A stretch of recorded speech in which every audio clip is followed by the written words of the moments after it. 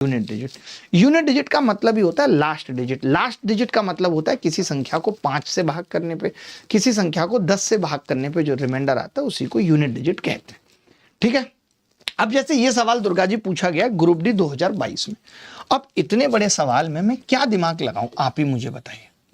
इतने बड़े सवाल में मैं क्या दिमाग लगाऊं? तो मैं आपको आदत डलवा रहा हूं, आपके रिफ्लेक्स सेट कर पा रहा हूं। बेसिक से ही होगा, अल्ट्रा कैल्सी 3.2 क्यों नहीं होगा, बेसिक से ही होगा। मेरी बात सुनो, अब बैच की बात नहीं, अब जो यहां पे पढ़ रहे हैं उसकी बात करो।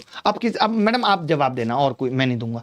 मेरी बात सुनो, ये ग्रुप डी में आया हुआ सवाल। जब हम ये सवाल देखते हैं, आपको अप्रोच सोचनी है कि आपके दिमाग में कैसे आएगी। जैसे मैं कैसे सोचता हूं, अच्छा मैंने ये सवाल देखा तो मैं समझ गया कि यार इसका यूनिट डिजिट 9, इसका 2 और इसका 0, इसका 6, सबका अलग अलग है। तो मुझे चैन पड़ा कि इसको तो मैं आसानी से तोड़ दूंगा। कैसे? मुझे कोई गुणा भाग नहीं करनी पड़ेगी।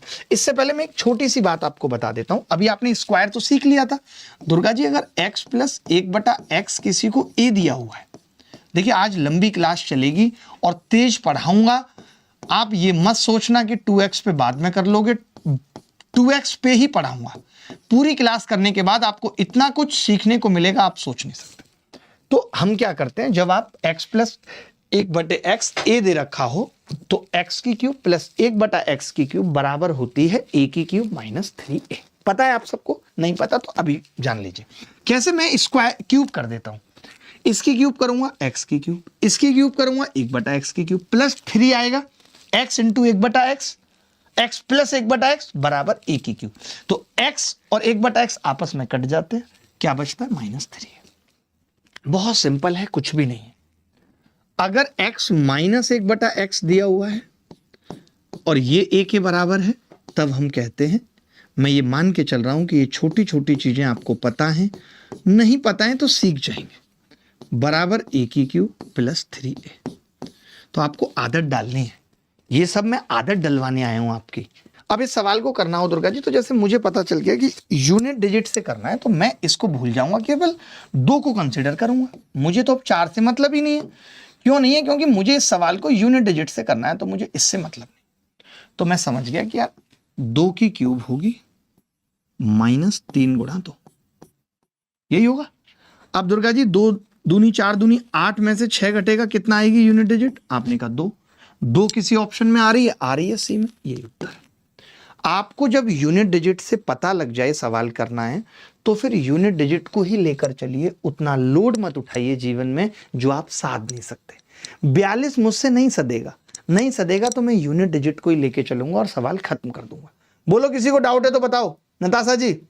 जैसे आप ये सवाल देखिए, ये एक बड़ा प्यारा सवाल है कि 5.51 की क्यूब, y 5.52 की क्यूब, z 5.57 की क्यूब, तो x की क्यूब प्लस y की क्यूब प्लस z की क्यूब माइनस 3xyz क्या होगा। अब एक बच्चा इस सवाल में परेशान हो जाता है, उसको लगता है यार कैसे करें इस सवाल को, कैसे ना करें। तो देखिए होता क्या है, मैं आपको बता रहा हूं। जैसे मुझे इतना समझ में आ गया दुर्गा जी कि जब मैं x की क्यूब करूंगा, जब मैं x की क्यूब करूंगा, x की क्यूब जब मैं करूंगा, तो मुझे पता है 6 संख्याओं के बाद दशमलव आएगा। 1 2 3 4 5 6, 6 संख्याओं के बाद दशमलव आएगा। यहां पे भी आप देखोगे 6 संख्याओं के बाद दशमलव, यहां पे भी 6 के, यहां पे भी 6 के, और यहां पे भी जब 0.51 0.52 0.5, 6 संख्याओं के बाद दशमलव आएगा। 6 संख्याओं के बाद दशमलव आएगा। एक चीज तो मुझे ये पता चल गई कि जो भी उत्तर होगा उसमें 6 संख्याओं के बाद दशमलव होगा। ऐसा हो सकता है कि अब यूनिट डिजिट 0 हो गई तो 5 संख्याओं के बाद हो जाएगा। इतना ही हो सकता है दुर्गा जी, इससे ज्यादा नहीं। तो मैंने कहा यूनिट डिजिट पता कर लेता हूं। तो आपने कहा यूनिट डिजिट पता करेंगे, 1 प्लस 2 दूनी 4 दूनी 8 प्लस 7 2 7 49 और 9 7 63 3 माइनस 3 गुणा 2 एकम 2 7 14 4।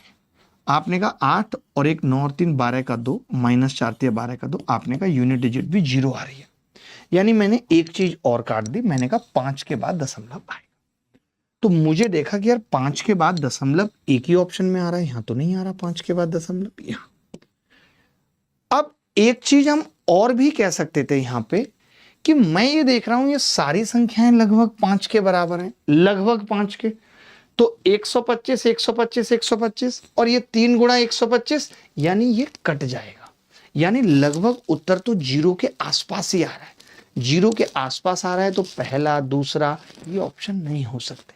फिर मैंने कहा दशमलव का चक्कर है, तो आपने कहा दशमलव में फिर ये 4 के बाद नहीं 3 के बाद दशमलव आएगा। आप चाहते तो इस सवाल में लास्ट 2 डिजिट भी निकाल सकते थे, लास्ट 2 डिजिट में भी कोई तकलीफ नहीं थी।